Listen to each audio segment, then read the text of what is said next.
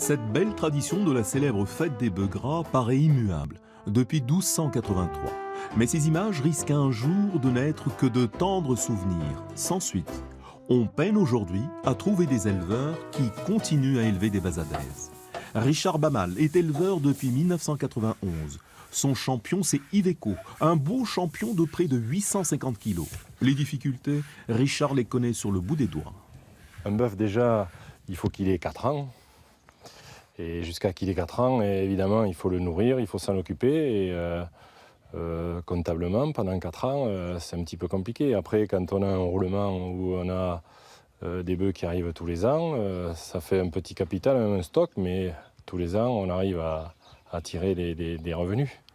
Mais au début, pour s'installer, c'est compliqué.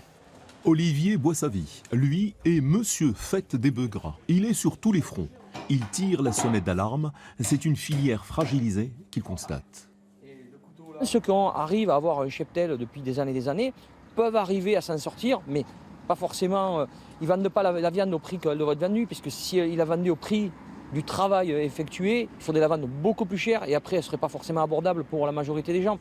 Nicolas Lascombe, à la tête de plusieurs établissements, il a décidé de réagir. Il prélève 1 euro de participation sur chaque repas servi. Et il devrait convertir des milliers de restaurateurs qui reversent 1 euro ou 2 et ça leur donnerait beaucoup de moyens pour se faire connaître. Voilà. Il faut développer le partenariat comme on l'a fait.